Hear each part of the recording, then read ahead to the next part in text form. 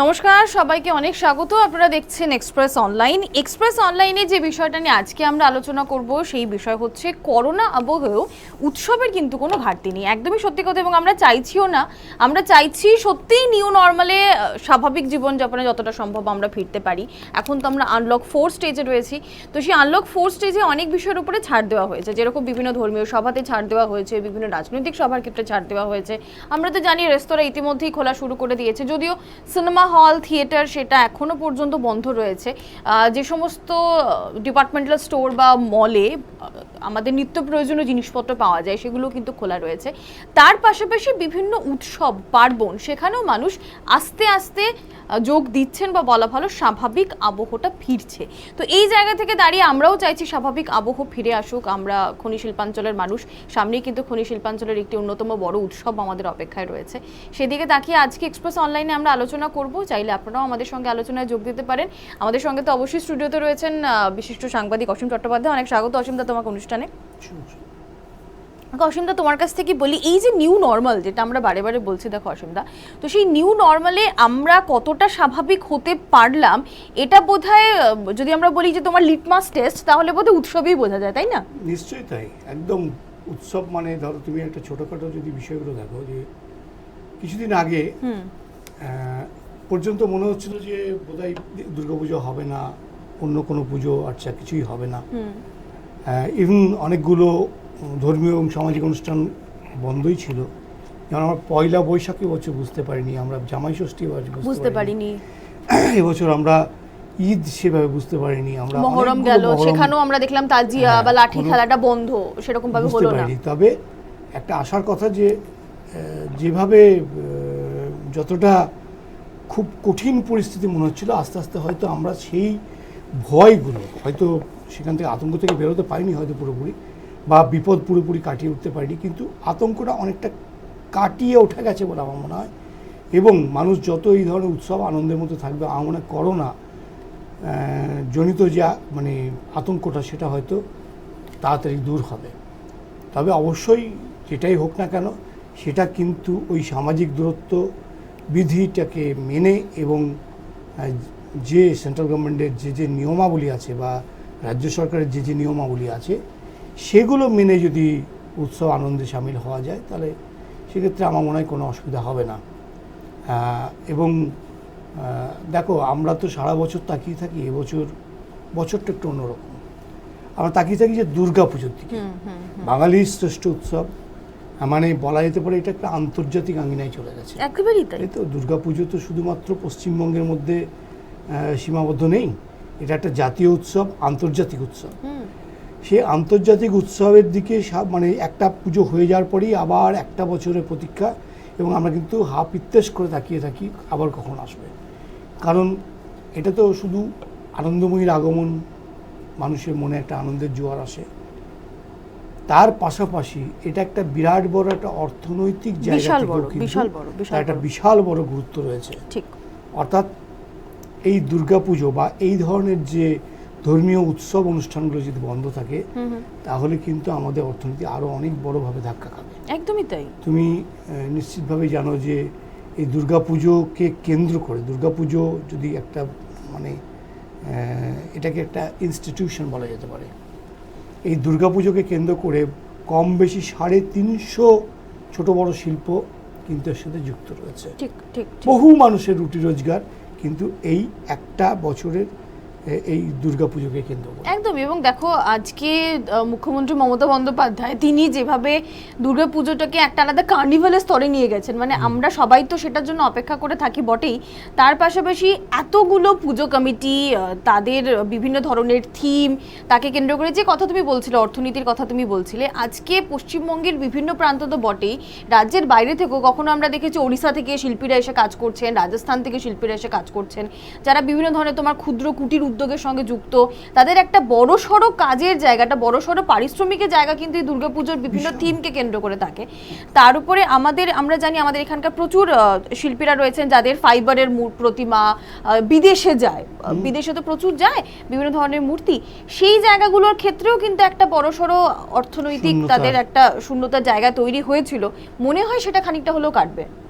হ্যাঁ, মানে দুর্গাপুজো হবে যখন থেকে রাজ্য সরকার এটা ঘোষণা করেছে যে ছোট করে হলেও সামাজিক বৃদ্ধি মেনে পুজো করা যেতে পারে, এই তখন থেকে কিছুটা হলেও জোয়ার ফিরে এসেছে আবার। ঠিক ঠিক। এবং তুমি জানো যে বিশ্বকর্মা পুজোতে কিছুটা হলেও মানে যারা মৃৎশিল্পী বা অন্যান্য যারা যুক্ত রয়েছেন, ধরো যিনি চাঁদমালা তৈরি করেন, সোলার অন্যান্য যে অর্নামেন্টসগুলো, যে সাজ আমরা ঠাকুরের সাজ যেটাকে বলি, বা ধরো ডেকোরেটর যিনি, বা লাইট মানে আলোক শিল্পী যিনি, আলোকসজ্জা, এই সমস্তটা মিলিয়ে একটা বড় অর্থনৈতিক কিন্তু তার একটা আবর্তন ঘটে। এই অর্থনৈতিক আবর্তন ঘটা মানে তোমার আমার কিন্তু সেখান থেকে দৈনন্দিন রুজির মধ্যে কিন্তু সেটার তার একটা রিফ্লেকশন থাকে। একেবারেই তাই। এবার একটা কথায় বলা হয় যে মানুষটা শুধু রুমাল বিক্রি করেন, তিনি ওই দুর্গাপুজোর দিকে তাকিয়ে থাকেন যে পুজোর সময় তিনি তার সারা বছরের যে খরচ, সংসার খরচটা সেই সময় তুলে নেবেন। যিনি হয়তো দুর্গা পুজোটা করেন, যিনি যে পূজারী, তিনিও কিন্তু পুজোর সময় একটা বড় পারিশ্রমিক পান, এবং সেখান থেকে তার সেখান থেকে কিন্তু একটা সারা বছরের একটা খরচ সেখান থেকে কিছুটা বেরিয়ে আসে। বা ধরো যে কোনো মানে যদি ধরো যিনি লাইটিং মানে আলোকসজ্জা শিল্পী যারা রয়েছে, তারা যে সাপ্লাইটা করেন, সেটাও কিন্তু এই দুর্গাপুজো, মূলত দুর্গাপুজোর দিকে তাকিয়ে। হয়তো সারা বছর তারা ছোটোখাটো অন্যান্য অনুষ্ঠানগুলোতেও কিছু হয়তো বরাত পান, কিন্তু সেটা থেকে অনেক বড় কাজ তাদের অপেক্ষা করে থাকে দুর্গাপুজো। এখন মূলত এই যে দুর্গাপুজো থেকে যেটা শুরু হয়, মানে প্রথমে দুর্গাপুজো, তারপরে দীপাবলি, তারপরে জগদ্ধাত্রী পুজো, এই যে টানা রেসটা চলে মানে পুরো সেপ্টেম্বরের মাঝামাঝি থেকে এই পর্যন্ত। ধরো তুমি বলতে পারো এটা আজ থেকে বছর 10-15 ধরে আর একটা রেওয়াজ শুরু হয়েছে, সেটা হচ্ছে গণেশ পুজো। একদম মানে সেখানেও কিন্তু সেখান থেকে মোটামুটি ভাবে উৎসবের যে ওই আবহাওয়াটার মধ্যে আমরা ঢুকে গেলাম একেবারে। তোমার সেই গণেশ পুজো থেকে শুরু হয়, মোটামুটি ছট পর্যন্ত চলে, তারপরে আবার সেই আবেশটা কাটতে না কাটতে আবার তোমার ক্রিসমাস চলে আসে। একটা বড় সড়ো ফেজ আর কি। জগদ্ধাত্রী, রাস, আমাদের এই রাজ্যে তো রাসেরও একটা বড় ইয়ে থাকে একদম। তো এইটা এই জুড়ে চলতে থাকে একদম ডিসেম্বর জানুয়ারি পর্যন্ত। এটার কিন্তু ওই ক্রিসমাস নিউ ইয়ার দিয়ে পড়তে, তারপরে আবার 1-2 মাস গ্যাপের পরে আবার তোমার একটা উৎসব আসছে, সেটা হচ্ছে হোলি, বা তার আগে তো তোমার একটা ছোট করে সরস্বতী পুজো, তারপর দোলের উৎসব। এই টোটালটা বলছি জানুয়ারি ফেব্রুয়ারি পর্যন্ত টানা চলতে থাকে একেবারে। এবং এইটা আছে বলে অনেক মানুষ, অসংখ্য মানুষের কিন্তু সেখান থেকে পেটের ভাতের জোগাড় হচ্ছে। এবার একটা বছর এই করোনা এভাবে গ্রাস করে দিয়েছে যে এরা কিন্তু অত্যন্ত আতঙ্কিত এবং শঙ্কিত যে পুজো না হলে আমাদের চলবে কি করে, পুজো না হলে আমরা এটা পাবো কি করে, আমাদের যে বরাত, আমাদের যে অর্ডার আসবে কি করে। কারণ ইতিমধ্যেই তো অনেকটা ক্ষতি হয়েছে। আমরা দেখেছিলাম তোমার মানে কিছুদিন আগেই বিভিন্ন মৃৎশিল্পালয় যেগুলি রয়েছে, যেখানে মূর্তি তৈরি হয়, তো সেখান থেকে আমাদের কাছে যে খবর এসে পৌঁছচ্ছিল, তারা অন্নপূর্ণা পুজো, বাসন্তী পুজোর কথা মাথায় রেখে তারা প্রচুর প্রতিমা তৈরি করেছিলেন, কিন্তু এবছর বিক্রি হয়নি, বরাত পাননি তারা। সেই প্রতিমাগুলি তাদের রয়ে গিয়েছিল এবং তারা আশঙ্কায় ছিলেন। কিছুদিন আগে পর্যন্ত মানে যেখানে দেখা যেত একটি মৃৎশিল্পালয়ে 50-60টি করে প্রতিমা তৈরি হয়, বহু আগে থেকে অগ্রিম বুকিং হয়ে যায় সবগুলোরই। এবছর তারা সেরকম পাননি। তা সত্ত্বেও তারা আশায় বুক বেঁধে কিছু কিছু প্রতিমা নিজেরা খরচা করে বাজার থেকে ধার করে তারা সেগুলো মানে শুরু করেছেন। এবং তারা অনেকে বলছিল না যে এই লকডাউনে কাঁচামাল জোগাড় করতে যে তাদের কি পরিমাণ কষ্ট হয়েছে, এবং অনেক বেশি টাকা দিয়ে তাদেরকে সেগুলো জোগাড় করতে হয়েছে। তা সত্ত্বেও তারা তৈরি করেছেন এই আশায় যে নিশ্চয়ই কোথাও না কোথাও গিয়ে কিন্তু একটা ছবিটা ঘুরবে, এবং আমরা কিন্তু মুখ্যমন্ত্রীর কাছ থেকে সেই আশ্বাসটা পেয়েওছি।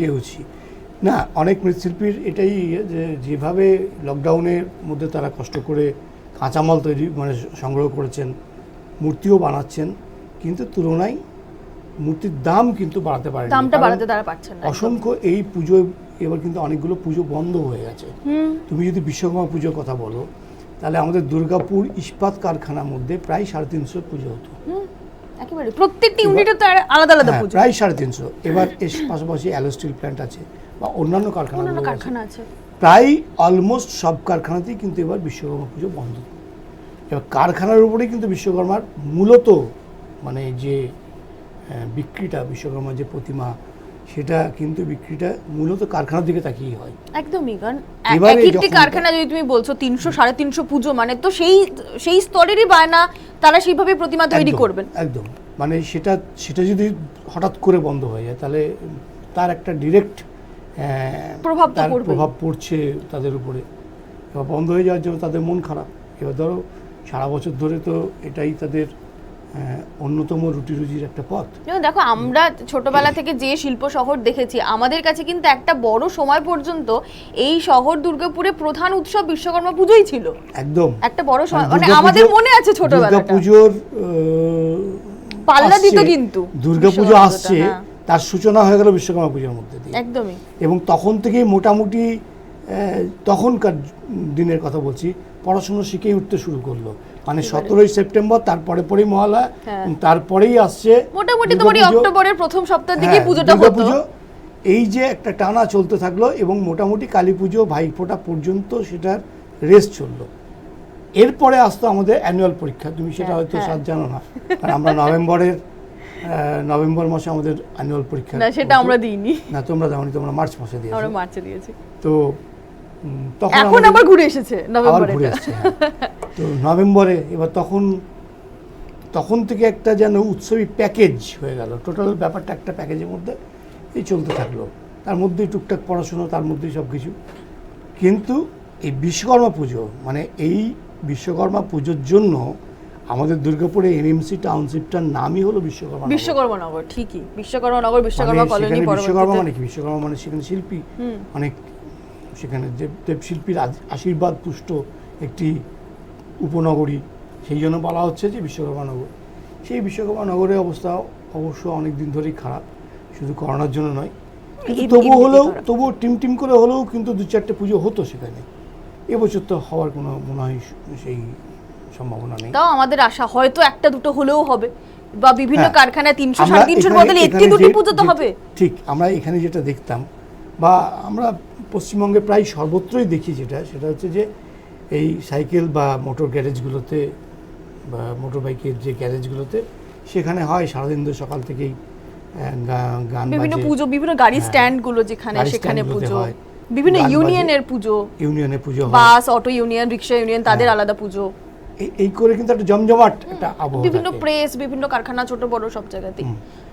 আমরা তো ধরো দুর্গাপুর স্টিল প্ল্যান্টের যে পুজো, তার একটা কিন্তু ঢেউ আমাদের স্টিল টাউনশিপও পড়ে। হ্যাঁ, পড়তো। মেলা রীতিমতো, মানে বিশ্বকর্মা হয়। পুজোর মেলা মেইনটেনেন্সের, আমরা তো Maintenance-এর মেলা হতো। ভাবতেই পারি না। এবছর মনে হয় সেই মেলা এবছর হচ্ছে না।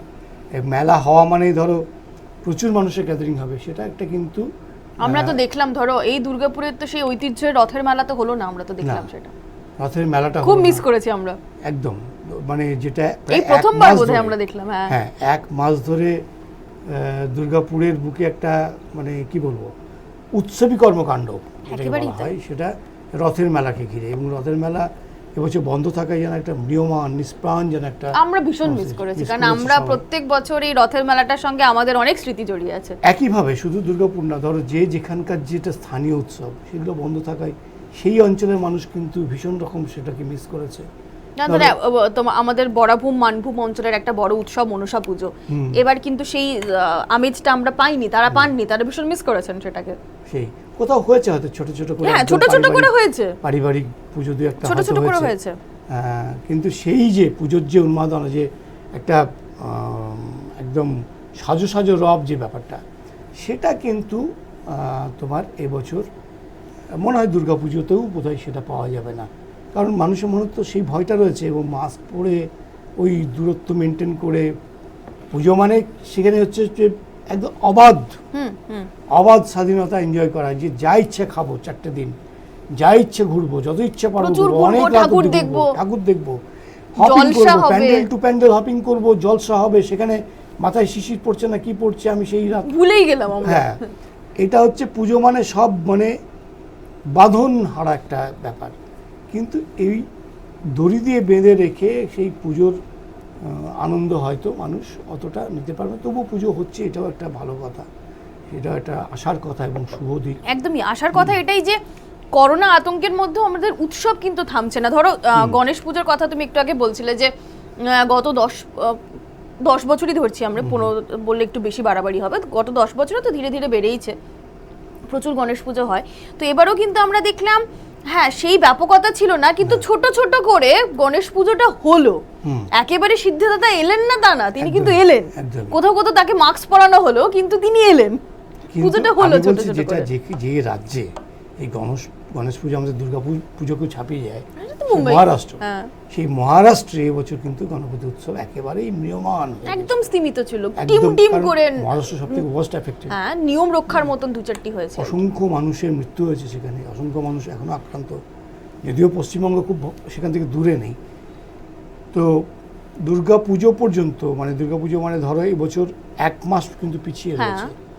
আমাদের 17 সেপ্টেম্বরই মহালয়া, তার থেকে 1 মাস পর ধরো ইয়ে হবে সম্ভবত তোমার 23 তারিখ, হয়তো সপ্তমী, 23 অক্টোবর বোধহয় সপ্তমী, এরকম একটা কিছু। মানে হাতে এখনো ধরো প্রায় 1.5 মাসেরও বেশি সময় রয়েছে, 46 দিন 47 দিন এখনো সময় সেটা রয়েছে। তা ততদিনে যদি করোনা সিচুয়েশন যদি কিছুটা বেটার হয়, মানে আমরা যদি খানিকটা যদি এই জায়গা থেকে একটা মানে ভালো জায়গা পাই, তাহলে হয়তো পুজোতে মানুষ কিছুটা এনজয় করবে। আর একটা পুজোর একটা বড় জায়গা যেটা হচ্ছে কেনাকাটা, ঠিকই পুজোর সঙ্গে অঙ্গাঙ্গিভাবে জড়িত। একদমই তাই। যদিও এখন অনেকেই একটা কালচার আছে যেটা হচ্ছে যে কি বাড়িতে বসে ওই অনলাইন শপিং করে, কিন্তু আমার মনে হয় অনলাইন শপিং পুজোর সময়টাতে ঠিক না, ওই 5টা নেড়ে ঘেটে কিনবো এই আনন্দটা কিন্তু অনলাইন শপিংয়ে আসে না। মানে শপিংটা তো আমাদের চিরন্তন অধিকার আর কি, 5 জায়গায় ঘুরে শপিং না করলে কি আর পুজো হয়? ঘুরে 5টা দেখে একটা বাজবো, এবং সবাই একসঙ্গে মিলে শপিং করা, এটাও কিন্তু একটা বাঙালির কালচার। একদম, বাড়ি সবাই মিলে যাবো আর কি শপিং করতে। এই যে সংস্কৃতিটা, মানে কেউ তো তোমার ডেইলি যায় শপিং করতে, রোজ, মানে একটু একটু করে কিনবো, কিন্তু রোজ যাবো, একটু করে কিনবো, এটা পছন্দ হলো না পাল্টাতে যাবো, ওটা সাইজে হলো না আবার একটু বড় সাইজ বা ছোট সাইজে আনতে হবে, হঠাৎ করে মনে হলো যে না আমার অন্যটা চাই। এটা নিয়ে কিন্তু তোমার প্রায় 1 মাস ধরে চলতে থাকে। তো এটা বোধহয় এবছর খানিকটা লাগাম টানা হবে, মানে এটাকে তুমি ঠিক সেইভাবে হয়তো দেখতে পাবে না। কারণ আমরা পয়লা বৈশাখের আগে দেখেছিলাম কিছু কিন্তু দোকান খুললেও বিক্রি বাট্টা পয়লা বৈশাখ কিন্তু এবছর মানে সত্যি কথা বলতে গেলে খুবই খারাপ সিচুয়েশনের মধ্যে দিয়ে গেছে, লকডাউনের মধ্যে ছিল, একেবারে ইন্টেন্স লকডাউন তখন চলছিল। এবং সেই সময় আমার মানে যেটা প্রথমবার আমরা দেখেছিলাম সেটা হচ্ছে বহু দোকান তাদের যে হালখাতার উৎসব, তারা কিন্তু হালখাতা করতে পারেনি পয়লা বৈশাখেও পারেনি, অক্ষয় তৃতীয়াতেও পারেনি। এবং ব্যবসায়ীদের কাছে আমার যতজনের সাথে এই বিষয়ে কথা হচ্ছিল, তুমিও একই কথা হয়তো বলবে, তারা বলছিলেন যে তাদের স্মরণকালের মধ্যে এরকম তারা কোনোদিনই বুঝতে পারছেন না যে তারা পয়লা বৈশাখ অথবা অক্ষয় তৃতীয়ায় হালখাতা করতে পারেননি। এই দৃশ্যপট তাদের কল্পনার বাইরে ছিল, কেউই না। তাদের ধরো এখন যারা ব্যবসায়ী না, আমি বলছি যারা আজকে 80-85 বছরের বৃদ্ধ বা বৃদ্ধা, তাদের কাছেও যখন আমি জিজ্ঞেস করছি যে এইরকম সিচুয়েশন তো তারা কখনো দেখেননি। পুজোর হয়তো আড়ম্বরটা আগে কিন্তু উৎসবের মানে দুর্গাপুজোর যদি কথা বলা হয়, দুর্গাপুজোতে ধরো হয়তো সংখ্যায় কম ছিল, এত আড়ম্বর ছিল না, এত টাকা খরচা হতো না। হ্যাঁ, কিন্তু পারিবারিক বৃত্তে বা বারোয়ারি পুজোগুলোর মধ্যে তারা কিন্তু আনন্দটা খুঁজে নিতে, ইনভলভমেন্টটা তো পুরো দস্তুর ছিল। আড়ম্বর হয়তো কম, কিন্তু আমাদের ধরো আমার আজকে থিমের পুজো হয়েছে, কিন্তু থিমের পুজো যেখানে নেই বা ছোট আকারের ধরো এই একটা ফ্ল্যাটের 16টা ফ্ল্যাট মিলে একটা পুজো করছে, তারা কিন্তু ওই পুজোটার সঙ্গে পুরোপুরিভাবে ওই অঙ্গাঙ্গিভাবে জড়িত, এবং তারা কিন্তু ওখান থেকে আনন্দের উপাদান। ওই 5-6টা দিন ওই 16টি পরিবার কিন্তু একান্নবর্তী পরিবারের মতো সেখানেই থাকে, একসঙ্গে খাওয়া দাওয়া ওখানেই থাকা, সবকিছু তারা ওখানেই করে। হ্যাঁ, তার মধ্যেই তাদের আনন্দের উপাদান সবকিছু পেয়ে যায়, ঠিকই। সুতরাং সেটা হয়তো বিশাল মাপের পুজো নয়, একটা হয়তো সিঁড়ির তলাতেই ছোট করেছে, কিন্তু সেই পুজোটার মধ্যেই তাদের ইনভলভমেন্টটা কিন্তু সর্বাধিক। এবং এটাই তো পুজো, এটাই তো আনন্দ। দুর্গাপুজো মানে বা উৎসব মানে হচ্ছে একেবারে লাগামহীনভাবে আনন্দের জোয়ারে ভেসে যাওয়া, তাই তো? এবার দুর্গাপুজোর পাশাপাশি আমাদের এই রাজ্যের সবচেয়ে বড় উৎসব বলতে গেলে কালী পুজো। ঠিক, কোনো জায়গায় হয়তো হতে পারে, যেমন ধরো চন্দননগরে জগদ্ধাত্রী পুজো বা কৃষ্ণনগরে জগদ্ধাত্রী পুজো, আলাদা করে নাম বলতে হয়, বা রাস নবদ্বীপ, শান্তিপুর, কোচবিহার এইসব জায়গায় রাস। এইসব জায়গায় রাসের মেলা বিশাল বড় হয়। আবার কোথাও কোথাও কার্তিক পুজো হয়, যেমন আমাদের কাটোয়াতে কার্তিক পুজো হয়। এবছর হয়তো সবগুলোই হয়তো হবে, কিন্তু একেবারেই যেখানে হয়তো 100 টাকা বাজেট থাকতো সেটা হয়তো এবছর 30 টাকা হবে। এই বাজেট কাটছাট করতে হবে। এটা কিন্তু হয়েছে, সব জায়গাতেই হয়েছে, কারণ বিভিন্ন পুজো কমিটি, তুমি যেটা বলছিলে যে অনেকে হয়তো এবছর পুজো করতে পারবেনও না, তাদের সেই জায়গাটা তৈরি হয়েছে, বা যারা করবেনও তারা কিন্তু একেবারে অনেকটাই বাজেট কমিয়ে অনেকটাই আমরা কি বলবো মানে সীমিত স্তরে তারা কিন্তু পুজোটা করবে। হ্যাঁ, মেন হচ্ছে যারা কর্পোরেট যে স্পন্সর যেগুলো থাকতো, তারা তো দীর্ঘদিন লকডাউন, তাদের ব্যবসা ডামাডোল, এই অবস্থার মধ্যে তাদের স্পন্সরশিপ পাওয়াটাও কিন্তু একটা বিরাট কঠিন ব্যাপার। ধরো আজকে বিগ বাজেটের যারা পুজো করতো, তাদের কিন্তু ওই চাঁদা কেটে কিছু হয় না, তাদের পিছনে কিন্তু কর্পোরেট হাউসগুলো দাঁড়িয়ে। ডেফিনেটলি কর্পোরেট হাউস আছে, এবং আমরা খুব ভালো করে জানি সেটা হচ্ছে ধরো কলকাতা শহরের, শুধু কলকাতা শহর আমি বলবো না, বড় শহরগুলি যেগুলোই তোমার নামজাদা পুজো, তাদের সঙ্গে কিন্তু পৃষ্ঠপোষক হিসেবে বিভিন্ন মন্ত্রী, নেতা, বিধায়ক তারা আছেন, এবং একবারে বিখ্যাত। ধরো একডালিয়া মানে আমরা জানি সেটা সুব্রত মুখোপাধ্যায়ের পুজো, আমরা খুব ভালো করে জানি যে শ্রীভূমি মানে সেটা সুজিত বসুর পুজো, আমরা জানি যে আমরা যখনই তোমার পৌঁছে যাচ্ছি, মানে একটা নাম ছিল একসময় ফাটাকেষ্টর পুজো, কালী পুজো বলা হতো, এরকম ভাবে এক একজনের সোমেন মিত্রর কালী পুজো বিখ্যাত ছিল, সুদীপ বন্দ্যোপাধ্যায়ের দুর্গা পুজো, এরকম বিভিন্ন মানে নেতা নেত্রীদের, অরূপ বিশ্বাসের পুজো, হ্যাঁ তাদের পুজো, এইটাও তাদের এবং মন্ত্রীদেরকে দেখে, বা যারা ধরো এই ধরনের রাজনৈতিক ব্যক্তিত্ব, তাদের তো একটা ইনফ্লুয়েন্স আছে বিভিন্ন জায়গাতে, তারা বলতেও হয় না তাদের আছেন, তিনি প্রেসিডেন্ট মানেই এখানে আমার একটা মানে স্পন্সররা মানে স্পন্সর করে ধন্য হয়, এটা একটা বিষয় আছে। এবছর কিন্তু সেই জায়গাটা অতটা তোমার মুক্ত নয়, আমার মনে হয় অতটা বোধহয় তুমি ফ্রি হ্যান্ড পাচ্ছ না। অর্থাৎ আগে একটা পুজোতে শুনতাম আমরা 50 লক্ষ টাকা, 80 লক্ষ টাকা, কোটি টাকা তো কোনো ব্যাপারই না, কোটি টাকার বাজেট ছাড়িয়ে যাচ্ছে, হ্যাঁ কোটি টাকা বাজেটের পুজো। তো সেটা কতটা হবে জানি না, কিন্তু পুজোটা হোক, ছোট করে হলেও হোক, কারণ তুমি জানো ইতিমধ্যে বেশ কিছু জায়গাতে খুঁটি পুজো কিন্তু শুরু হয়ে গেছে, খুঁটি পুজো হয়েছে অনেক কিছু কিছু জায়গায়। এই আবহের মধ্যেও কিন্তু তোমার থিম সিলেক্ট হয়েছে, যেমন আমরা জানি এই আবহের মধ্যে আমরা জানি শ্রীভূমির পুজোর এবারে থিম হচ্ছে কেদারনাথ, মানে হচ্ছে, হ্যাঁ মানে থিমটা তারা অনেকদিন আগে থেকে, মানে একটা পুজো শেষ হয় আর একটা পুজোর তারা পরিকল্পনা শুরু করে দেয়, এবং সেই পরিকল্পনা বাস্তবায়িত হচ্ছে এবার এই আবহের মধ্যেও হচ্ছে, এটা কিন্তু সত্যি একটা ভালো সাইন। হ্যাঁ, আমি বলছি যে মানুষ তাহলে শুধু করোনার আতঙ্ক এই নিয়ে কতক্ষণ থাকতে পারে? পুজো মানে কি খানিকটা ওই চিন্তা থেকে তো একটু রিলিফ তো পাবো আমরা, একটা মানুষের তো মানসিক একটা রিলিফেরও দরকার আছে ভীষণভাবে। এবং আমরা তো মানসিকভাবে, প্রথম কথা ধরো এই এত মাস যারা পুরোদস্তুর গৃহবন্দী, অনেকেই হয়তো ওয়ার্ক ফ্রম হোম করছেন, হয়তো তাদের চাকরি যায়নি, চাকরি হয়তো আছে, বা হয়তো তাদের বেতনও কাটছাট করা হয়নি, তা সত্ত্বেও দীর্ঘদিন একটা গৃহবন্দী দশা, তারা তো, আমরা তো মানসিকভাবে অসুস্থ হয়ে পড়ছি একদম। আমি আমার পরিচিতের মধ্যে কয়েকজন শিক্ষক রয়েছেন, শিক্ষিকা শিক্ষক, তারা বলছেন যে যে স্কুলগুলো কখন খুলবে তো জানি না, এখনও পর্যন্ত রাজ্য সরকার ঠিকঠাক পেমেন্ট বা যা যা পাওয়ার সবটাই পাচ্ছি, কিন্তু এটা কতদিন এভাবে স্কুল বন্ধ থাকলে হয়তো হঠাৎ করে দেখা গেল এটাও হয়তো এখানে কাটছাট হতে পারে, বন্ধ, অনেক কিছু বন্ধ হয়ে আছে, সব কিছু স্টপ, একদম একটা স্টেলমেট কন্ডিশনে আছে। তো ধরো যদি তাদের কাটছাট নাও হয়, তা সত্ত্বেও মানে অনলাইনে একটা ক্লাস হচ্ছে, কিন্তু সেটা ক্লাসের নামে ছেলে খেলা, অনেকেই সেটা বলছেন কি ক্লাস হচ্ছে কেউ বুঝতে পারছে না, বা অনলাইনে ক্লাস হলেও না হলেও যখন শিক্ষকরা যাচ্ছেন বা যাচ্ছেন না, এই ধরো তোমার শিক্ষক দিবসের অনুষ্ঠান গেল গতকাল, তো ভার্চুয়ালি অনেক জায়গাতে শিক্ষক দিবসের অনুষ্ঠান হলো, অনেক জায়গায় সম্মান জানানো হলো বিভিন্ন শিক্ষকদেরকে, পড়ুয়ারা তারা উইশ করলো অনলাইনে, এতে কি ওই ব্যাপারটা পাওয়া যায়? না না না, সেটাই তো, মানে এই যে সমস্ত ছাত্রছাত্রীরা তারা কি মিস করলো না তাদের শিক্ষক দিবসের অনুষ্ঠানটা? যারা শিক্ষক তারা কি মিস করলেন না যে তাদের স্কুলে যাওয়া, আবার কবে তারা পড়ুয়াদের কাছাকাছি আসতে পারবেন, আবার কবে সেই ক্লাসটা হবে, এটা তো ভীষণভাবে তারা চাইছেন। শিক্ষক দিবসে আমরা বরাবর স্যারেদের পায়ে ছুঁয়ে আমরা প্রণাম করেছি, হ্যাঁ, জীবনের প্রথম গ্রিটিংস কার্ডটা তৈরি করে আমরা শিক্ষককেই দিতাম। তো এই যে পা ছুঁয়ে প্রণাম করা, এই যে একজন ছাত্র তার তো পুত্র সম, বা ছাত্রী তার তো কন্যা সম, সে যখন গিয়ে প্রণামটি করছে,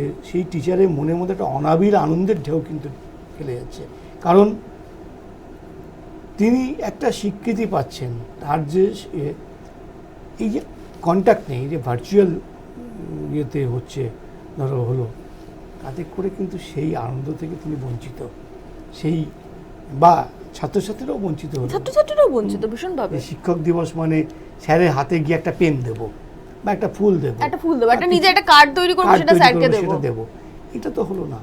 আর এটা হলো না মানে মানে একটা তো ধরো আজকে যারা 6, 7, 8-এ পড়ে, যেসব কিশোর কিশোরী, তাদের কাছে একটা ধাক্কা, তাদের উৎসাহ সব থেকে বেশি থাকতো।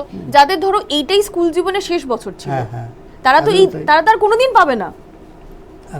আর কখনো আমাদের মনে আছে যে আমরা যখন ক্লাস 10 বা ক্লাস 12, তখন আমরা জানতাম সেই বছরটা, ওই ইয়ারে যা কিছুই হতো সেটা আমাদের কাছে একটা আলাদা মাত্রা বহন করতো, কারণ আমরা জানতাম হয়তো এই স্কুলে আর কোনোদিন আমরা ফিরে আসবো না, এই আমাদের বন্ধুরা, এই শিক্ষকরা, এই পরিবেশটা হয়তো আমরা কোনোদিন আর পাবো না। ফলে সেটা শিক্ষক দিবসের অনুষ্ঠান হোক, কি স্বাধীনতা দিবস হোক, কি স্কুলের প্রতিষ্ঠা দিবস হোক, কি সরস্বতী পুজো হোক, একটা আলাদা ইনভলভমেন্ট থাকে কিন্তু যারা বোর্ডের পরীক্ষা দিচ্ছে যে ব্যাচটা, বা যারা বেরিয়ে যাবে সেই বছর, তাদের মধ্যে। তো তাদের তো এই বছরটা চলেই গেল জীবন থেকে। আমাদের যেটা স্কুলে যেটা নিয়ম, চিরাচরিত নিয়ম, সেটা হচ্ছে যে ক্লাস 10 এবং ক্লাস 12 এই দুটি ক্লাসের ছাত্ররা কিন্তু সরস্বতী পুজোর এন্টার দায়িত্ব নিত। কারণ ক্লাস 12 তো আর আসবে না, ক্লাস 10 যদি তারাও না আসতে পারে, নাও আসতে পারে, অন্য স্কুলে যেতে পারে, কলেজে গিয়ে পড়তে, অনেক কিছু। তো সেই কারণে তাদেরকেই কিন্তু দায়িত্বটা দেওয়া হতো, যাতে শেষ বছর তারা আনন্দটা সেভাবে নিতে পারে, পুজোর আনন্দ। এবার ইনভলভমেন্ট যদি দায়িত্ব না থাকে, ধরো আমি যখন ক্লাস 9-এ পড়েছি, তখন তো আমি পুজোর সঙ্গে ইনভলভ ছিলাম না, মানে আমি কোনো কমিটিতে ছিলাম না, কিন্তু ক্লাস 10-এ গিয়ে আমরা ওই পুজো কমিটির মধ্যে আমার নামটা, ওটা একটা বিশাল প্রাপ্তি, ওটা একটা ছাত্রের কাছে বা ছাত্রীর কাছে এটা কিন্তু একটা বিরাট প্রাপ্তি। এবং আমরা তো ওইখান থেকে প্রথম শিখি না ম্যানেজমেন্টটা, ওটাই তো শেখার জায়গা। আমাদের স্কুলে একটা রেওয়াজ ছিল, সেটা হচ্ছে যে প্রায় সবাইকেই শামিল করে দেওয়া হতো, সবাই থাক, কিছু না কিছু একটা করবে, কমিটি করে।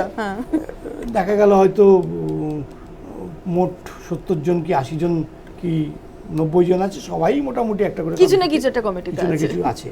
তো এইটাও কিন্তু একটা বড় প্রাপ্তি ছিল, বিশাল বড় প্রাপ্তি। সেই স্মৃতিটা কিন্তু অনেক দিন পর্যন্ত বহন করে।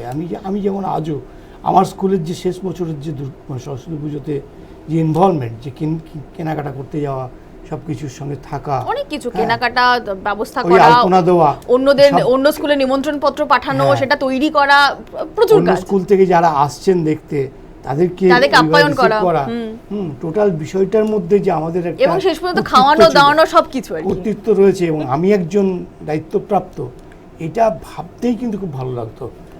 এখন জানি না এখনকার ছেলেমেয়েরা সেই ফিলিংটা তাদের মধ্যে থাকে কিনা বা আছে কিনা। নিশ্চিতভাবেই থাকবে, কারণ বয়স একটা আলাদা ধর্ম আছে, আর সেটা কম বেশি একই রকম হয়তো আছে, হয়তো আমরা সেই মনের খোঁজটা রাখি না তাদের। যাই হোক, পুজো থাকুক, পুজোটা হোক, ছোট আকারে হলেও তোমার পাড়ায় যদি ঢাকের আওয়াজটা তুমি না শুনতে পাও, ধরো ষষ্ঠী বোধন হচ্ছে যখন, সব জায়গায় কোনো জায়গাতেই নেই, নিষ্প্রভ, আলো জ্বলছে না, কিভাবে কাটবে বলো তো? এমনিতেই মনটা খারাপ, আরো অনেক খারাপ হয়ে যাবে, তাই না?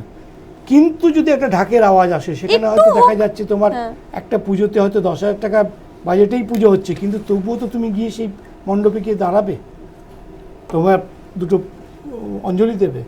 তো সেটাই কিন্তু খুব বড় প্রাপ্তি। এই আবহের মধ্যে যে পুজোটা হচ্ছে, এটা কিন্তু খুব বড় প্রাপ্তি। আমরা চাই উৎসবটা হোক, মানে উৎসবটা হতে হবে, আমাদের শিল্প শহর বিশ্বকর্মা পুজোটাও হোক, ছোট করে হলেও হোক। মানুষ, আমরা তো গণেশ উৎসব করলাম, আমরা গণেশ পুজো তো করেছি, ছোট করে হলেও করেছি, আমাদের ঈদের সেলিব্রেশন তো হলো, হ্যাঁ সেই সবাই মিলে একসঙ্গে মসজিদে বা ঈদগাহতে গিয়ে নামাজ পড়া হলো না ঠিকই, বাড়িতে ছোট করে হলো, বা কুরবানি সেরকম ভাবে দেওয়া হলো না, তাজিয়া তো সাজলো, হ্যাঁ মিছিল হলো না, শোভাযাত্রা হলো না, লাঠি খেলা হলো না, কিন্তু সীমিত স্তরে হলো, 5 জন 10 জন এক জায়গায় জড়ো হলেন, হয়ে তারা করলেন, হ্যাঁ ইনভলভ তো হলেন, বা প্রত্যেকটি মহরম কমিটির পক্ষ থেকে একজন করে গেলেন, গিয়ে তারা কারবালা ময়দানে গিয়ে তারা পুষ্প অর্ঘ্য অর্পণ করলেন, এভাবে হলো তো। তা আমরা চাইছি সেভাবেই হোক, মানে উৎসবটা যেন বন্ধ না হয়ে যায়, মানুষ অক্সিজেন পাবে না মোটেই। অক্সিজেন পাবে না, অর্থনৈতিক যে তোমার যে একটা আবর্তন, সেটাকে স্তব্ধ করে দিয়ে তো কিছু করা যাবে না। কারণ এমনিতেই ছোট মাঝারি ব্যবসায়ীরা যারা ছোট ছোট ভেন্ডার ছিল, তারা কিন্তু সাংঘাতিক কষ্টের মধ্যে আছে, সাংঘাতিক। একদম নিশ্চিতভাবে। তুমি ধরো না, আজকে দুর্গাপুজোর সময়ও যদি কিছুটা পর্যটন শিল্পকে যদি একটু দরজাটা খুলে রাখা হয়, অ্যাটলিস্ট ধরো যারা প্ল্যানিং করে এই পুজোর সময় ছুটি আছে, পুজোর সময় নিজস্ব যারা ভেহিকলস আছে তাদের নিজস্ব কাছে পিঠের মধ্যেই হয়তো কোথাও ঘুরতে গেল, তাহলে তো পর্যটন শিল্পটাও কিছুটা হলেও তো মানে একটুখানি হলেও চাঙ্গা হবে। যেমন আমরা কিছুদিন আগে তোমার দেখেছিলাম কিছু কিছু মানুষ এখন অল্প অল্প করে হলেও দীঘা, মন্দারমণি জায়গাগুলোতে ঘুরতে যাচ্ছেন এবং তারা কিন্তু তাদের অভিজ্ঞতা শেয়ার করছেন। তারা বলছেন সমস্ত হোটেল খোলা রয়েছে, তারা একেবারে মানে যখন পর্যটক যাচ্ছে তাদের সামনে কিন্তু তারা রুমের সিল খুলছে, সামনে খুলছে, সমস্ত জিনিসপত্র তাদের সামনে নিয়ে এসে ভেতরে রাখা হচ্ছে স্যানিটাইজেশনের পর, যাতে তাদের মধ্যে কোনো রকম আশঙ্কা না থাকে। সব রকম ভাবে তাদের সাথে সহযোগিতা করতে তারা প্রস্তুত। তারা চাইছেন একটু ব্যবসাটা হোক, এতদিন ধরে তো বন্ধ। একদম। আমাদের ঝাড়গ্রাম, বিষ্ণুপুর বা উত্তরবঙ্গ, আমি পশ্চিমবঙ্গের মধ্যেই সীমাবদ্ধ যদি থাকি, উত্তরবঙ্গের বিভিন্ন জায়গা ডুয়ার্স, হ্যাঁ, এটা এই অঞ্চলে ধরো আজকে তারা যারা পর্যটন ব্যবসায়ী, তারা অত্যন্ত আতঙ্কিত যে কিভাবে চলবে। অসংখ্য বাস মালিকরা কিন্তু তাদের বাস হয় বেচে দিচ্ছেন, বেচতেও তো পারছেন না, এখন কিনবে কে? ক্রেতাও পাচ্ছেন না, ক্রেতা কেউ আছে, ইএমআই দিতে পারছেন না তারা, বাস পড়ে থেকে নষ্ট হচ্ছে, বাসগুলো পড়ে থেকে নষ্ট হচ্ছে। তো এদের একটু সচল হোক। দেখো, করোনাকে তুমি ঘরে বসে থেকেও কিন্তু আমরা তো আটকাতে পারছি না। ঘরে বসে থেকে কি আমরা আটকাতে পারছি? ঘরে বসিয়ে রাখলেও কিন্তু তুমি করোনাকে আটকাতে পারবে না। বরঞ্চ আমাদের মানে ইমিউনিটি বাড়িয়ে আমাদের চেষ্টা করতে হবে স্বাভাবিক জীবনে ফেরার, এছাড়া কোনো উপায় নেই। কিন্তু বাড়িতে বসে থেকে আমরা কিছু করতে পারবো না। স্বাভাবিক ছন্দে ফিরতে গেলে সবটাই চাই। স্কুলও হয়তো আগামী দিনে খুলতে হবে, সবটাই খুলতে হবে, হ্যাঁ, কিন্তু স্কুলের বিষয়টা একটু অন্যরকম। যেহেতু ধরো স্কুলটা যদি একেবারে টোটালি হয়তো অর্থনৈতিক যে বিষয়টা আছে তার সাথে ইনভলভ নেই। ধরো একটা ছাত্র বা ছাত্রী যদি স্কুলে না যায়, অথচ পেমেন্টটা যদি তার বাড়ি থেকে দেওয়া হয়, তাহলে হয়তো স্কুলগুলো সচল থাকলো।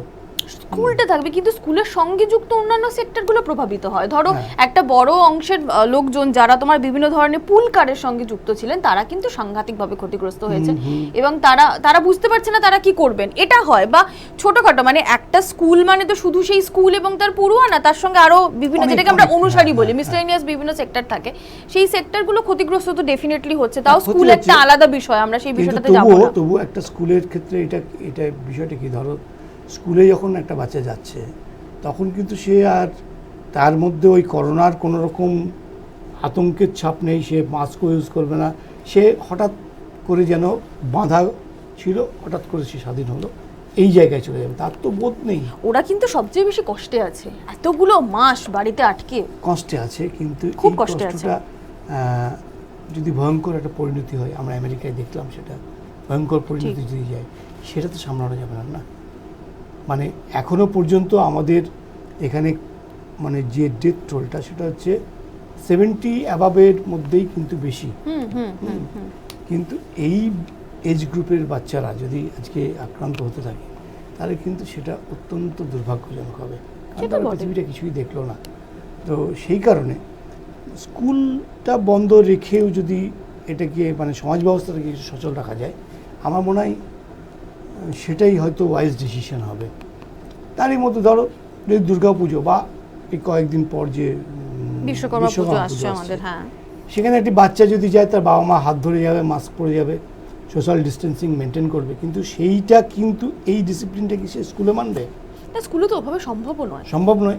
এবং সেই মনিটরিংটা করা স্কুলের যারা স্কুল কর্তৃপক্ষ, টিচার্স যারা আছেন, তাদের পক্ষেও সম্ভব নয়। একটা স্কুলে 3000-4000 বাচ্চা, এবার 3000-4000 বাচ্চা, তাদের সঙ্গে অতজন শিক্ষক, কোথা থেকে কিভাবে তারা আসছেন, তাদের সবাইকে ওরকমভাবে মনিটরিং করা সম্ভবই নয়, কিছুতেই সম্ভব, একেবারেই সম্ভব নয়। এবং বাচ্চাদেরকে আমরা যতই বলি ক্লাসরুমে ঠিক আছে তুমি সোশ্যাল ডিস্টেন্স মেনটেন করবে, বাচ্চাদের কি এই কথাগুলো বোঝার বা শোনার মতো জায়গায় আছে? না, বাচ্চারা, ওরা কি সত্যি এটা বোঝে? না, বাচ্চারা বা তার থেকেও যদি ছোট বাচ্চা ধরা হয় প্রাইমারি লেভেলে, তাতে একদমই বুঝবে না, তা তো আরোই কিছু বুঝবে না। যে কেন, কি কি অন্যায় করেছি, খেলবো না কেন? তাদের তো এগুলো বোঝানোই যাবে না। একদম। এবং বিশেষ করে যারা মানে 6-7 মাস কোনো বন্ধুর সংস্পর্শে যেতে পারেনি, বাইরে বেরোতে পারেনি, তাদেরকে তো আমরা আটকাতেই পারবো না। এবং এই যে টিফিন খাওয়ার আগে হাত স্যানিটাইজ করা বা এই যে স্বাস্থ্যবিধিগুলো তারা কি কখনো মেনটেন করবে? কখনোই করবে না। সুতরাং এই স্কুলটা মানে খুলে দেওয়াটা হয়তো একটু পেরিলিয়াস হয়ে যেতে পারে। এখন স্কুল খুলছেও না, আমরা হ্যাঁ। দেখছি মানে খুব আগামী দিনে যে একেবারে সঙ্গে সঙ্গে স্কুল খুলে যাচ্ছে এমন কোনো নির্দেশিকা নেই আমাদের না। কাছে। এটা খুবই মানে দুই স্বস্তির- সরকারের কথা আমি স্বস্তির বলবো, একটা বিষয়, হ্যাঁ হ্যাঁ। তারা খুবই ব্যাপারটাকে গুরুত্ব দিয়ে দেখছেন এবং তারা কিন্তু এখন এরকম কোনো নির্দেশ দেননি। স্কুল তো এখনই খুলছে না। তবে পাশাপাশি আমি তোমাকে একটা কথা বলি, উৎসব আনন্দগুলো হয়তো আনন্দ সেই অর্থে আমাদের হতে হবে না, কিন্তু একটা দুর্গা পুজো, একটা কালী পুজো বা একটা বিশ্বকর্মা পুজো, জগদ্ধাত্রী পুজো, এর মধ্যে দিয়ে কিন্তু আমরা আস্তে আস্তে স্বাভাবিক ছন্দে ফিরব। এইগুলোও কিন্তু এক একটা সোপান বলতে পারো, হ্যাঁ, এক একটা হ্যাঁ, সিঁড়ি। হ্যাঁ, হ্যাঁ। যে দুর্গাপুজোয় যখন বেরিয়েছিলাম তখন তো যখন কিছু হয়নি, তখন চলো একটু বাজারে যাই, তখন যখন কিছু হয়নি বাজারে তো আমরা যাচ্ছি, বাজারে তো উপচে পড়ে যাচ্ছি, তাতে যখন কিছু হচ্ছে না তখন দুর্গাপূজাতে আর কি বা হবে?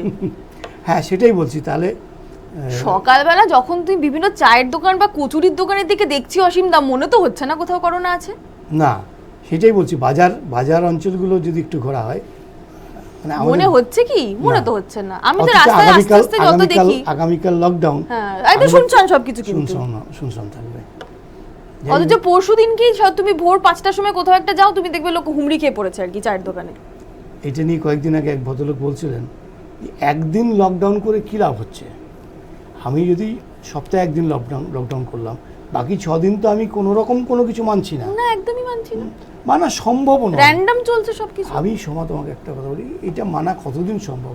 আমাদের যখন মানে খুব স্টার্নলি যখন এই যে সময়টা খুব স্ট্রিনজেন্টলি যখন মানা হচ্ছিল, তখনও কিন্তু ধরো একটা গ্রামে একটা পুকুর, সেই পুকুরের মধ্যে সবাই স্নান করতে যাচ্ছে, তার তো তার কাছে তো কোনো উপায় নেই, কিছু ব্যবস্থা করে দিতে তার পারছে কাছে না। তো উপায় নেই, উপায় নেই, তাকে তো ব্যবহার করতে হবে জলটা, তার কাছে তার কোনো উৎস নেই জলের, হ্যাঁ। কি করবে তো সে? সেখানে তো তুমি বলতে পারো না যে না আমি স্নান করছি, দাঁড়াও সোশ্যাল ডিস্টেন্স মেনটেন করো। না আজকে কিন্তু দেখো এত কিছুর পরেও গ্রাম বাংলায় যে সমস্ত মানুষেরা রয়েছেন তারা কিন্তু অনেক সেফ, সেখানে কিন্তু করোনা থাবা বিস্তার করেনি এত মাত্রায় করেনি, তারা কিন্তু অনেক সুস্থ আছেন। যেখানে হয়েছে সেখানে তুমি দেখবে বেশিরভাগটা কিন্তু শহরাঞ্চলে হয়েছে। কোনো না কোনোভাবে হয় সেখানে ওই মাইগ্রেন্ট লেবারার্সের একটা হ্যাঁ বিষয় একটা আছে, বিষয় ছিল, হ্যাঁ। আর কিংবা বিদেশি যোগ আছে। এই দুটো না থাকলে কিন্তু গ্রামাঞ্চলে কিন্তু করোনা সেবা ছয়নি। না ছয়নি গ্রামাঞ্চলে করোনা। পুরুলিয়াটা একটু খারাপ অবস্থায় রয়েছে, পুরুলিয়া আমাদের তাও অনেকটা সামলে উঠেছে, হ্যাঁ অনেকটাই অনেকটাই সামলে উঠেছে। গ্রামের দিকে কেন হয়নি? এই কারণে যে ধরো সেখানে ওই মুষ্টিমেয় কিছু মানুষের মধ্যেই তো চলাফেরাটা, যখন ঢুকতে পারেনি কেউ তখন আর নতুন করে ঢোকার স্কোপ নেই। এই জিনিসটা তো তারা করেছেন, করেছে। কিন্তু তুলনায় আমরা দেখতে পেয়েছি কিন্তু শহর শহরে তো অঞ্চলে সেটা অনেক সম্ভব বেশি নয়। ছড়িয়েছে, শহরে অনেক তো বেশি সম্ভব নয়, কারণ একটা মানুষ ধরো অন্য ট্রিটমেন্টের জন্য হসপিটাল যাচ্ছে, এবং সেই হসপিটালে ভর্তি থাকা বা আউটডোরেও যদি হয়, সেখান থেকে কিন্তু সে তার ইনফেক্টেড হওয়ার কিন্তু সম্ভাবনা ভিভিড। আমরা তো হচ্ছে, দেখেছি এরকম প্রচুর বহুর হচ্ছে। ক্ষেত্রেই হয়েছে। তো গ্রামে সেটা নেই না। গ্রামে মাঠে চাষ করছেন যিনি, যে কৃষক ভাই, তিনি তো ওই মাঠের মধ্যে তো করোনাটা নেই, তাই তো? তিনি কাজ করলেন, বাড়ি ফিরলেন, বা যিনি তাঁত বুনছেন, তিনি তাঁত বুনছেন বাড়ির মধ্যেই, সেখানে তো করোনা আক্রমণ হচ্ছে না। করোনা আক্রমণ হচ্ছে কোথায়? যেখানে বাজার এরিয়াগুলোতে, হসপিটালগুলোতে, বা একজন ইনফেক্টেড মানুষ কোথায় ঘাপটি মেরে আছে আমরা জানি না, তার সঙ্গে বসে চা খেয়ে ফেললাম। বা অনেক সময় যেটা আরও সবথেকে বেশি ক্ষতিকারক হয়েছে আমাদের ক্ষেত্রে, সেটা আমরা দেখেছি অনেকে এটা করেছেন, আমি জানি তারা কেন করেছেন আমি সত্যিই জানি না, আমার এই মানসিকতার কোনো ব্যাখ্যা আমার কাছে নেই, যে অনেক মানুষ তারা আক্রান্ত জানা সত্ত্বেও বা তাদের সিমটমস আছে জানা সত্ত্বেও তারা সঠিক সময় টেস্ট করাননি, তারা গোপন করেছেন এবং তারা সব জায়গায় ঘুরেছেন। এটা কিন্তু অনেকে করেছেন এবং এটা অমার্জনীয় অপরাধ। বহু জায়গায় এটা জেনে করেছে। করেছেন যারা, তারা তো অপরাধ, কিন্তু অনেকে আবার জানতে পারেনি, এটাও না, কিন্তু যাদের উপসর্গ ছিল না তারা জানতে পারেনি, একদম ঠিক কথা। কিন্তু তোমার মনে আছে প্রথম যখন ওল্ড দীঘায় প্রথম যখন করোনার খবর পাওয়া গেল, তো যে ব্যক্তি আক্রান্ত হয়েছিলেন তিনি কিন্তু কলকাতায় এসেছিলেন, তিনি একজন ব্যবসায়ী ছিলেন, তিনি কলকাতায় এসেছিলেন, কলকাতার বড়বাজার অঞ্চল থেকে তিনি সর্দি এবং কাশি নিয়ে ফিরেছিলেন। তাকে বলা হয়েছিল যে আপনি 14 দিন বাড়িতে থাকুন, আপনি বেরোবেন না, তিনি কিন্তু সেই নির্দেশ মানেননি। তিনি বাজারে বেরিয়েছেন, তিনি তার দোকান খুলেছেন, তিনি রীতিমতো ব্যবসা চালিয়েছেন। তো এই জিনিসগুলো তো উচিত না, এরকম অনেকেই করেছে একদমই। এবং সেই ব্যক্তির হাত ধরে কিন্তু ওল্ড দীঘাতে প্রবেশ করেছিল। ভয়াবহতা, সেই গুরুত্বটা কিন্তু তিনি বুঝতে পারেননি, এবং যার ফলে আমরা দেখলাম ওই পূর্ব মেদিনীপুর থেকে কিন্তু প্রথম যেটা একটা পরিবার, তারপর দিল্লি থেকে, দিল্লির যোগ ছিল, সেখানেও একটা বিয়ে বাড়িতে যাওয়া, এবং সেখানে সবাই প্রায় অলমোস্ট 56 জন ইনফেক্টেড হয়েছিল। এবং সেই বিষয়টা পরবর্তীকালে তাদের অনেকে আবার নেগেটিভ হয়ে গেল। হ্যাঁ, সেটা তো হলোই, ছিল না, সেটা তো হলোই। একজন বোধহয় 74 বছর বা 76 বা 78 বছর বয়সী একজন বোধহয় বৃদ্ধের মৃত্যু হয়েছিল, আর বাকিরা কিন্তু সবাই সেফ রিটার্ন। মৃত্যু না, মানে আমি এটাই বলছি যে অ্যাটলিস্ট যদি কোনো রকম সংকেত বা কোনো উপসর্গ থাকে, তাহলে তার টেস্ট করি, অ্যাটলিস্ট হোম কোয়ারেন্টাইন বা এটা গোপন করার বিষয় তো নয়, এটা গোপন করার কোনো বিষয় নয়, হতেই পারে গোপন করবে। গোপন করার মধ্যে একটা হ্যারাসমেন্টটাকে অ্যাভয়েড করতে চাইছে অনেকে। যেখানে ব্রিটেনের যুবরাজের হয়, যেখানে আমাদের অমিতাভ বচ্চনের হয়, যেখানে প্রণব মুখোপাধ্যায়ের মতো মানুষের হয়ে যায়, কি করতে পারি? সেখানে তোমার আমার কি নিরাপত্তার মধ্যে আছি আমরা, আমাদেরকে কাজ হতেই করতে পারে। তো সেক্ষেত্রে আমাদেরকে যেটা হবে, কোনো রকম ভাবে যদি কিছু আমরা বুঝতে পারি, আমাদের সঙ্গে সঙ্গে টেস্টের মধ্যে যেতে হবে, নিজেকে আইসোলেট করতে হবে, যাতে আর 5 জনকে আমরা আক্রান্ত করব না। কিন্তু তা সত্ত্বেও বলবো, এই সমস্ত কিছু আবহের মধ্যেও ধীরে ধীরে আমাদেরকে স্বাভাবিক জীবনে ফিরতে হবে। আমরা স্বাভাবিক জীবনে অনেকটাই ফিরছি, এবং সেক্ষেত্রে যেমনটা তুমি বলছিলে যে এই উৎসবগুলো হচ্ছে এক একটা করে সোপান। একদম, এর মাধ্যমে কিন্তু আমরা অনেকটা মানে নর্মাল লাইফে রিজিউম করব। কেন আমি বলছি যে ধরো কালকে শিক্ষক দিবস গেছে, শিক্ষক দিবসে কিন্তু অনেক ছাত্রছাত্রী স্কুলে গিয়েও কিন্তু সেই কাজটা করেছে। শিক্ষকদের পায়ে হাত দিয়ে নমস্কার করা বা তাকে হয়তো একটা ফুল দেওয়া, এটাও যেমন ভার্চুয়ালি হয়েছে, পাশাপাশি এটাও তো হয়েছে। এটা যদি স্কোপটা না পেতো সে, তাহলে বেরোতেও পারতো না। সুতরাং এটাকে আমার মনে হয় যে এই মানে যে ফেস্টিভ্যালগুলো রয়েছে, সেই ফেস্টিভ্যালগুলোকে মাধ্যম করে আমাদের আর একটু নর্মাল লাইফে আমাদের ফিরে যাওয়ার কিন্তু চেষ্টা করা উচিত। আমরা সেটা খুঁজছিও, মানে ধরো একটু আগে যেটা আমরা বলছিলাম যে এবছর যেরকম ভাবে পয়লা বৈশাখটা বাঙালি কাটিয়েছে, সেরকম ভাবে কিন্তু বাঙালি গণেশ পুজো বা সেরকম ভাবে কিন্তু বাঙালি ঈদ কাটায়নি, তার থেকে বেটার ছিল, একদম তার থেকে বেটার। যদিও পয়লা বৈশাখের সময় ইন্টেন্স লকডাউন ছিল, যে 25শে ডিসেম্বর যে বড়দিনের উৎসব, সেটা হয়তো আমরা একদম মানে একেবারে স্বাভাবিকই কাটাবো হয়তো, সেই আশাটা রাখছি আমরা, আশাবাদী। হ্যাঁ, কারণ হয়তো আক্রান্তের সংখ্যা বেড়েছে, কিন্তু আমার ভয়টা অনেকটা কাটিয়ে উঠেছে। হ্যাঁ, অনেকটা কাটিয়ে উঠেছে, কারণ এখন তো মৃত্যুর হার তোমার 2 এর নিচে। তুমি অনেক ধরো কম। যখন আজ থেকে 2.5 মাস আগে যখন দুর্গাপুরে প্রথম একজন বৃদ্ধের আক্রান্ত হওয়ার খবর পেলাম আমরা, তখন কিন্তু গোটা শহর জুড়ে একটা আতঙ্ক, সবাই ফোন করছে। না, আমরা ভেবেছিলাম আমরা বোধহয় অস্ট্রিচ, কিন্তু আমরা তো অস্ট্রিচ নই। সবাই ফোন করছে, কি খবর, ভেবেছিলাম আমাদের হতেই পারে না, কিন্তু এটা তো সম্ভব নয়। কি খবর। তিনি কোভিড হসপিটালে ভর্তি হলেন, সুস্থ হয়ে গেলেন। হ্যাঁ, তার কিন্তু কোমরবিডিটি ছিল, এবং তার সত্ত্বেও তিনি সুস্থ হয়েছেন। যথেষ্ট মানে এজেড মানুষ একজন। পাশাপাশি নিউটন এভিনিউ থেকে এক ভদ্রলোক, তিনিও একই রকম হলো, তখনও কিন্তু আতঙ্ক ছিল, ওই একই সঙ্গে বোধহয়। তারপরে আস্তে আস্তে গা সওয়া হয়ে গেল আমাদের। এখন তো পাশের বাড়ি শুনলেও আর ভয় লাগে না। হ্যাঁ, পাশের বাড়ি হয়েছে, ঠিক আছে, হয়েছে, কোনো ব্যাপার না, আমরা চাই তিনি দ্রুত সুস্থ হয়ে ফিরে আসুন, ব্যাস। মানে অনেক ক্ষেত্রে অনেক জায়গায় দেখা যাচ্ছে, ব্যাংকে একজন কর্মী হয়েছেন, তিনি আসছেন না, বাট ব্যাংক ইজ ওপেন, ঠিক আছে। এটা তো তোমার এখন বলা হয়েছে যে কোনো একটি সংস্থায় যদি 5 জনের বেশি আক্রান্ত হন, সেক্ষেত্রে সেটাকে সিল করা হবে, 5 জনের বেশি না হলে কিন্তু সিল করা হবে না, এটা বলা হয়েছে। যে স্যানিটাইজ করে নেওয়া হবে, কিন্তু কোনো সমস্যা। হ্যাঁ, প্রথম কি হলো, একটি ব্যাংকের একজন আধিকারিকের হয়েছে, বা 7 দিন পুরো ব্যাংক বন্ধ, 7 দিন বন্ধ। আমাদের এসডিও অফিসেও দেখলাম তাই, একজন আধিকারিকের হলো, এবং ডেপুটি ম্যাজিস্ট্রেটের হয়েছিল, তো একেবারে 7 দিনের জন্য সমস্ত বন্ধ রাখা হলো। এইটা বোধহয় এখন এই জায়গা থেকে আমরা অনেকটা বোধহয় উত্তরণ ঘটেছে আমাদের, এই মানসিক সাহসটা আমরা জুগিয়েছি বা পেয়েছি। উৎসব এলে এটা আরও বাড়বে এবং উৎসবের মধ্য দিয়েই আমরা 2021 যেটা আমরা যে করবো তখন কিন্তু করোনাকে পুরোপুরি জয় করে ফেলবো আমার মনে হয়। নিশ্চয়ই, কারণ যে 2021 মানে 1 জানুয়ারি 2021 যেন আমরা মানে আমরা করোনা নমস্কার অর্থাৎ নমস্কার এটা যেন বলতে পারি। নমস্কার এটা একটা সুন্দর একটি মানে কি বলবো প্যালিলোগ্রাম বলতে পারো। হ্যাঁ সত্যি তাই। তো সেটাতে যদি আমরা ফিরতে পারি তাহলে বোধহয় আমাদের কাছে সবথেকে বড় সার্থকতা সেটাই হবে। ঠিকই, মানে এর থেকে ভালোভাবে আর কোনো উপায় নেই 2020-কে বিদায় জানানোর। ঠিক, এটাই সর্বশ্রেষ্ঠ উপায়। যে একটি বিষাক্ত বছর আমরা বহন করে নিয়ে চলেছি, সেই বছরটিকে বিদায় জানাবার জন্য সর্বশ্রেষ্ঠ পন্থা বা সর্বশ্রেষ্ঠ উপায় এটাই হবে যে সত্যি আমরা না মাস্ক কার্ড করে 2021-এ প্রবেশ করতে পারবো।